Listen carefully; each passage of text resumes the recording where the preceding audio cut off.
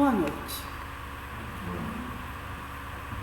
Convido-vos para elevarmos o nosso pensamento ao nosso Pai Criador,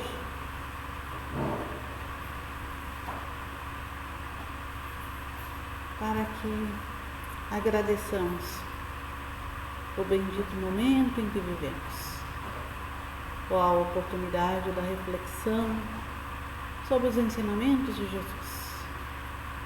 Agradecermos a possibilidade de estarmos aqui reencarnados na Terra e agradecermos o amparo espiritual, que vejamos ou não, é presença constante em nossas existências. Que assim seja. Na noite de hoje, vamos falar de um tema que está no capítulo 23 do Evangelho segundo o Espiritismo. Um capítulo que fala sobre a moral estranha. Especificamente, deixai aos mortos o cuidado de enterrar os seus mortos. Por que a moral estranha? Porque é tão estranho o que Jesus disse ali. Juntaram as pérolas que Jesus disse e colocaram ali, se interpretado equivocadamente. Simplesmente lendo, sem fazer análise nenhuma, parece que nem foi Jesus que falou aquilo, não. Não tem engano, não. Engano é a nossa interpretação sobre o que Jesus falou. E é tão rico que em breves instantes, como o que temos agora, é impossível de fazer uma análise de todos os itens. Por isso escolhemos este item. E Jesus estava pregando, chega um jovem e se encanta com Jesus. E lhe diz: Senhor, eu quero seguir-te. Claro que Jesus aceitou. Mas é que eu tenho um impedimento, Jesus. O meu pai morreu e eu queria primeiro sepultar o meu pai, para depois te acompanhar, tá bom? E aí Jesus, de forma severa, olha para ele, lê os seus pensamentos, porque ele tinha e ele tem, porque ele está vivo no plano espiritual. Ele tem essa capacidade de penetrar no âmago dos pensamentos. Aquilo que está por trás do que a gente pensou que é a intenção. Às vezes nem a gente se dá lá no nosso inconsciente, né? E ele teve um estado de compreensão sobre o que o jovem iria fazer. E severamente ele diz: deixai aos mortos o cuidado de enterrar os seus mortos. Quanto a ti, vem e segue o reino de Deus. Então, se nós olharmos ao pé da letra, que insensibilidade, um pai que morreu, o rapaz era filho único. Jesus dizer: não, vamos lá, vamos divulgar, né, a doutrina cristã e deixa teu pai para lá e a família, deixa tudo lá sofrendo. Não é estranho? É estranho. Mas Joana de Ângeles, no livro Plenitude, faz uma análise desse momento. Um momento histórico, ele aconteceu historicamente. E ela nos traz algumas revelações que mostram aquilo que Jesus compreendeu e por que ele disse isso. Ela nos diz que a proposta do jovem, ela não estava direcionada no sentido de ir ao velório do pai por amor ao pai, para se despedir de um ser amado. Não. Porque no Oriente, especificamente, ali onde eles estavam, Jesus e esse rapaz, eles tinham um hábito. Culturalmente, todas as pessoas de valor, elas tinham que ser pranteadas. O que é pranteadas? Choradas. Quanto mais choro, mais valor. Pessoa que não tivesse choro no velório, não tinha valor.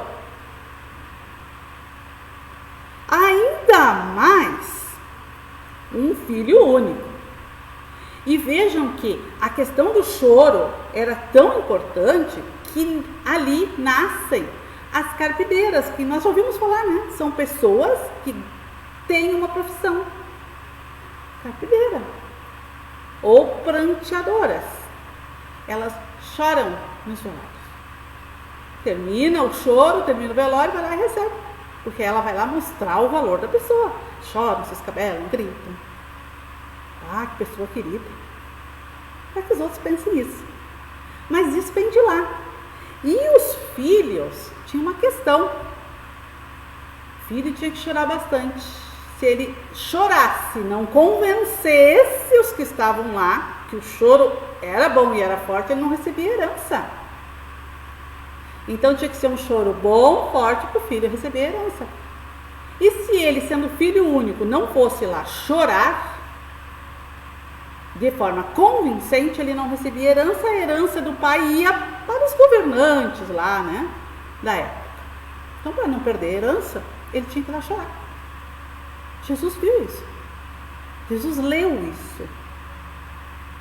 Todo esse contexto. E aí, Jesus também percebeu que esse rapaz era ambicioso. Esse rapaz queria conquistar a terra e o céu. Ele queria tudo. E a conquista dele na terra era o quê? Pegar a herança. Só que para pegar a herança, além de chorar, ele ia ter que esperar um tempo até, né, conseguir pegar tudo. Então ele ia levar um tempo para encontrar Jesus. Mas ele ia encontrar Jesus. Por quê? Porque aí ele ia, né, segundo a sua visão, ele ia conquistar o céu. Com Jesus, ele entendeu que ele ia conquistar as questões espirituais e ele queria tudo. Ou seja, ele ia se garantir no presente com a herança, através do choro, no velório.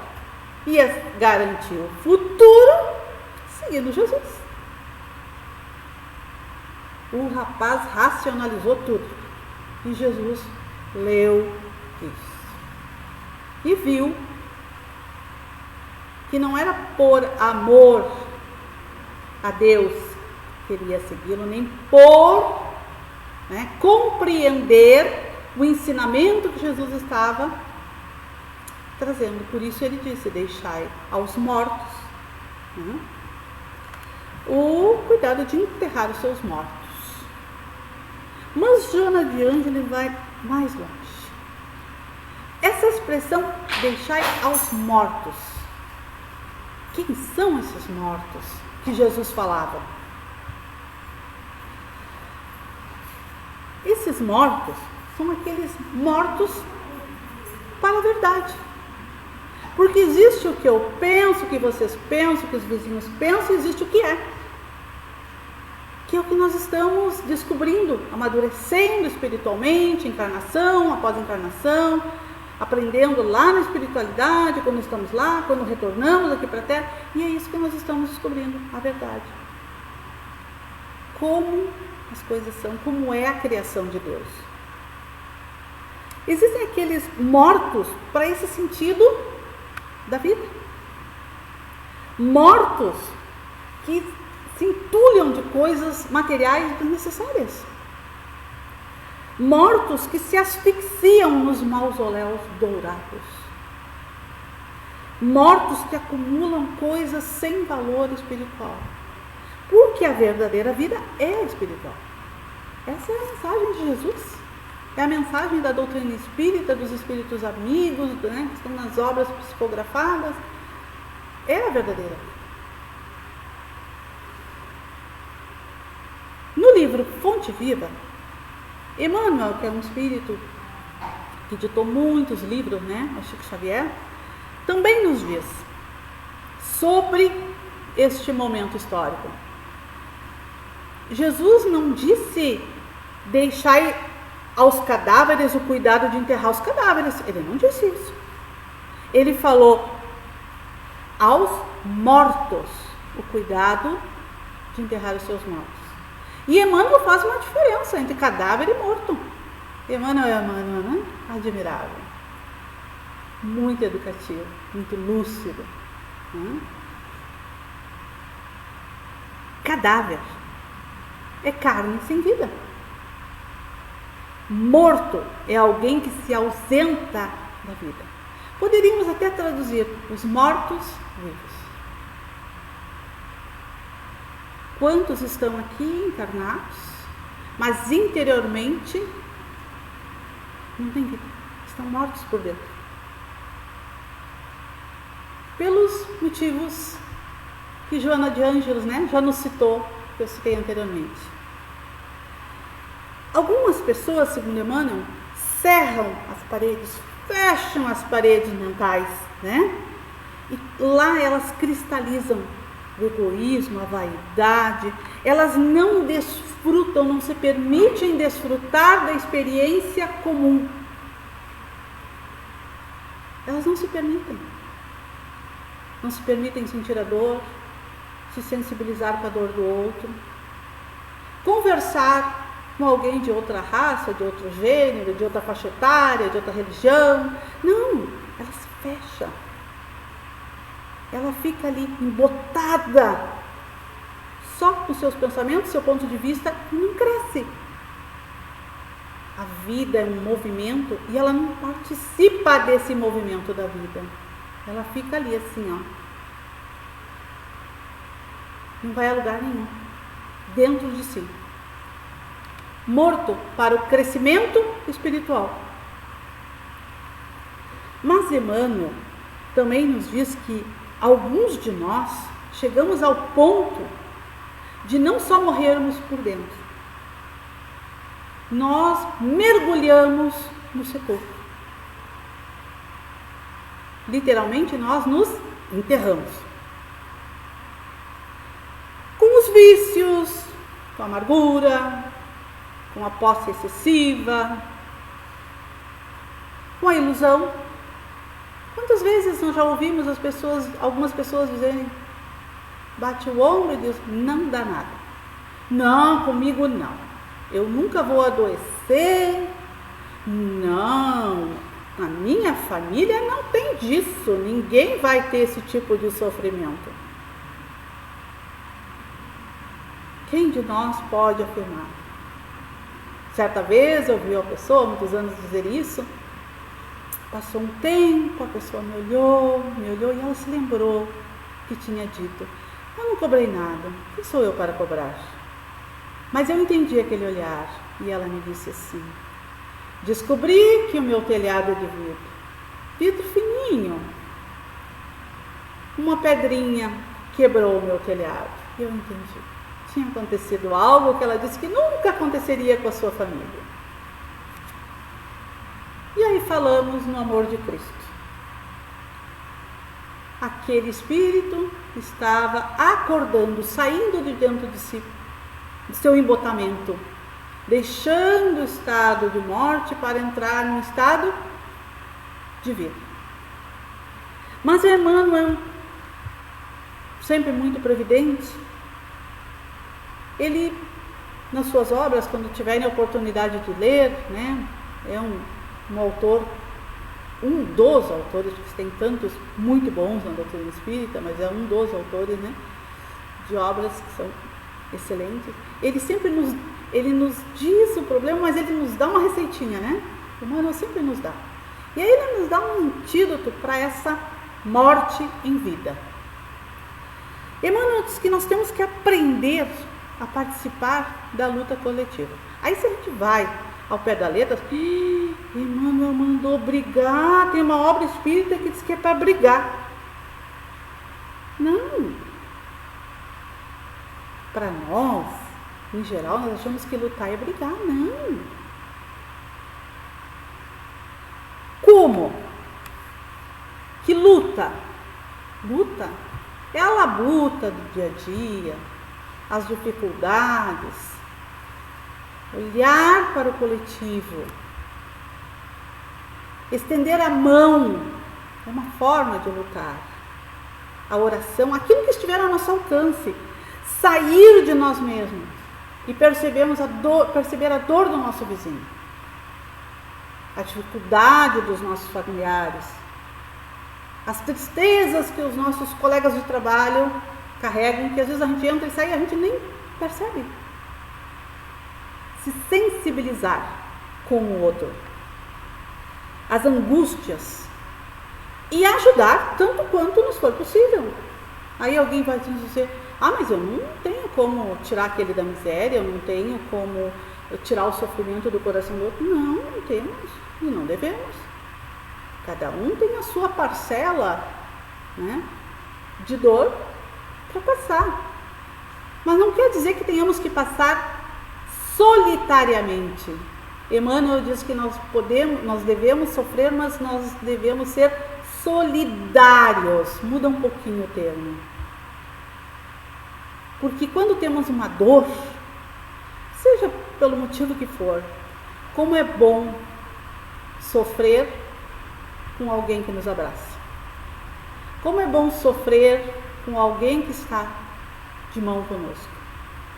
Como é bom sofrer sabendo que tem um olhar que bate em nós. É diferente. Nós suportamos de uma outra forma o sofrimento. Ele não é áspero. Quando alguém está ao nosso lado e se predispõe a nos olhar, a nos abraçar, seja mentalmente ou até materialmente, né? O fardo se torna mais leve. E nós passamos a ter uma compreensão melhor do sofrimento. E Emmanuel nos diz, desperta. Vive com todos, por todos e para todos. Porque ninguém respira tão somente para si. Nós somos usufrutuários do esforço e sacrifício de milhões de existências. Essa simples cadeira que estamos sentados, não fomos nós que fabricamos, não fomos nós que inventamos, não fomos nós que transportamos até aqui, não fomos nós que pintamos, não fomos nós que fabricamos o tecido, o preguinho, a cola. Vamos pensar só nisso que estamos aqui usufruindo. O microfone, o notebook, a lâmpada, os tijolos. Já pensou se nós tivéssemos que fazer tudo para depois chegar aqui? A roupa que nós estamos vestindo, a linha para costurar. A tecnologia que nós temos hoje, é tão fácil, vai lá, aperta, pum, pum, pum. Não fomos nós que fizemos. Isso nós estamos usufruindo de toda uma caminhada histórica de dedicação de quantos e quantos de milhões e milhões de pessoas. Um remedinho para dor, que a gente é tão simples. Vai ler esse remedinho para dor. Que simples, todo mundo conhece. Todo mundo conhece, mas não foi todo mundo que fez. Não foi todo mundo que criou, que inventou. Às vezes um remedinho para dor tem uns 40 anos da vida de um cientista, que abriu mão de tudo ali, pesquisando, até que aquele remedinho não faça mal para nenhum dos bilhões de habitantes que estão aqui encarnados na Terra. É disso que o Emmanuel está falando, dessa gratidão. E de que nós possamos dar de nós mesmos. Qual é a nossa contribuição para a vida no planeta? Todos nós temos uma contribuição.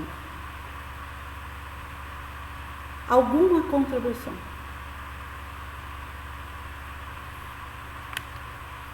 Emmanuel pede que nós cedamos algo de nós mesmos, pelo muito que os outros fazem por nós. É esta a luta que ele faz. É este olhar do coletivo que ele faz. Este ensinamento de Jesus, nós poderíamos, segundo Emmanuel, traduzir da seguinte forma: se encontrares algum cadáver, que é diferente de morto, algum cadáver, dá-lhe a bênção da sepultura como obra de caridade. Mas na jornada espiritual, deixa aos mortos o cuidado de enterrar os seus mortos. E aqui existe uma grande questão, que é essa afinidade que às vezes nós temos de conviver com aqueles que pensam somente como nós. Então, aqueles que estão cristalizados, parados, estacionados no seu ponto de vista, ficam se enterrando com aqueles que pensam assim. Alguém que tem um pensamento cristalizado, ao ler isso, essa passagem de Jesus, pode justificar intelectualmente o ateísmo. Não, como é que eu vou acreditar num Jesus que é insensível com um filho na hora da morte de um pai? Por quê? Porque ele não se propõe a reflexão, a entender o contexto.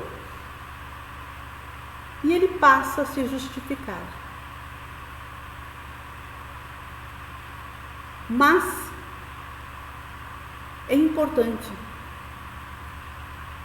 que nós entendamos o contexto de qualquer coisa que estejamos lendo, ouvindo, não só na doutrina espírita, mas na vida em geral. Há muitos porquês, muitos comos, muitos talvez, muitos tropeços nas nossas vidas.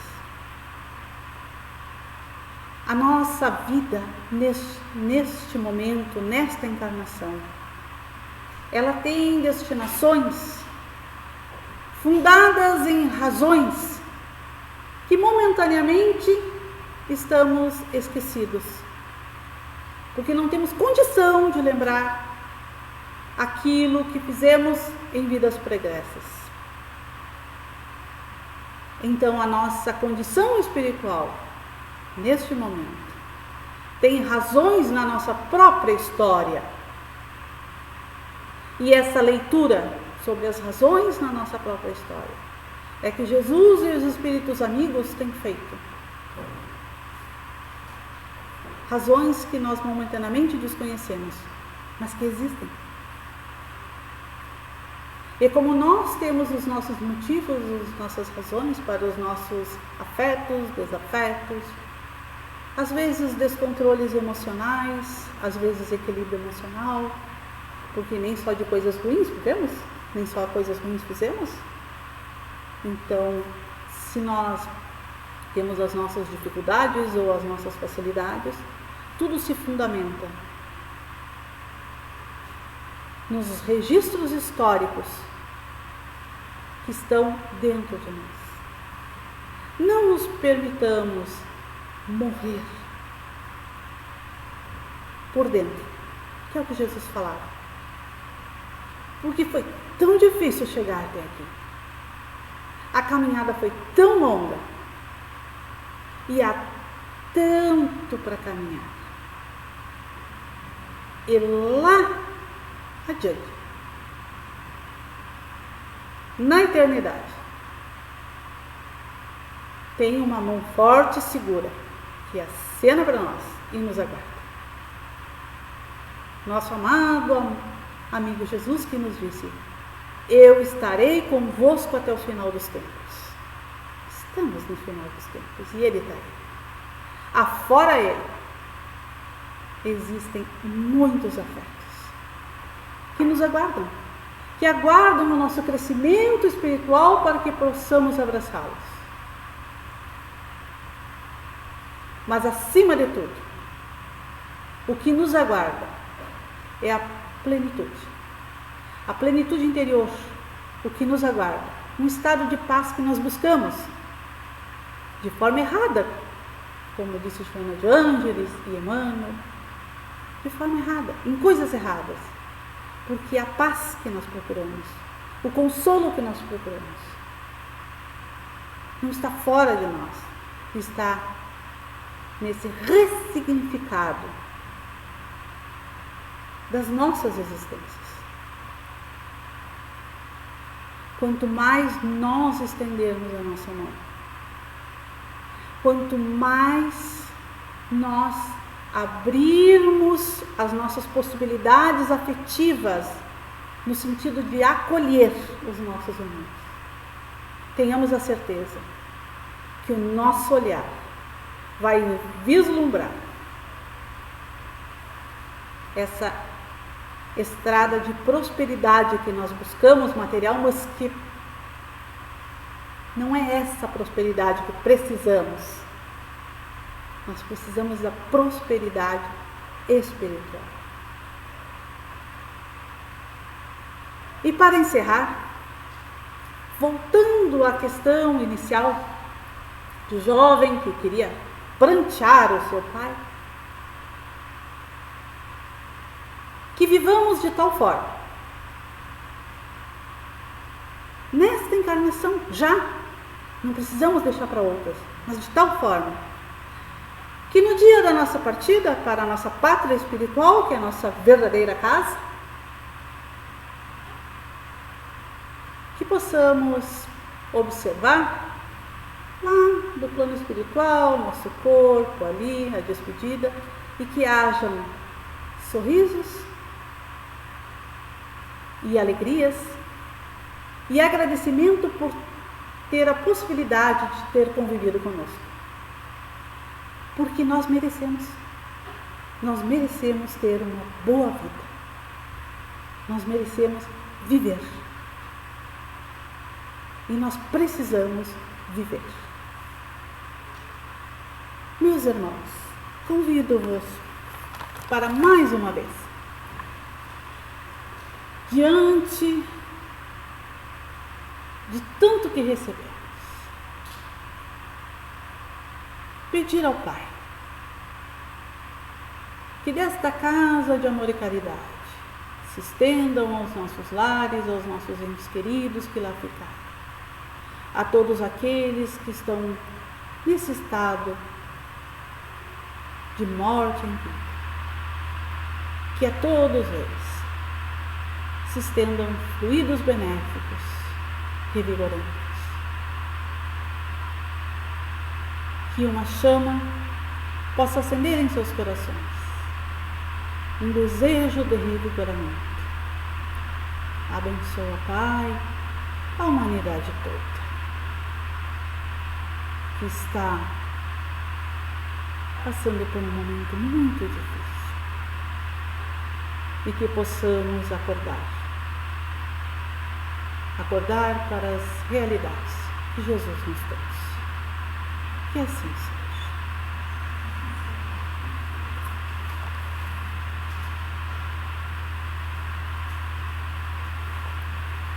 Meus irmãos, aqueles que desejarem tomar o passe, permaneçam sentados, que serão chamados, pelo nosso irmão Ernest, para nós não nos aglomerarmos na fila, seguindo os protocolos.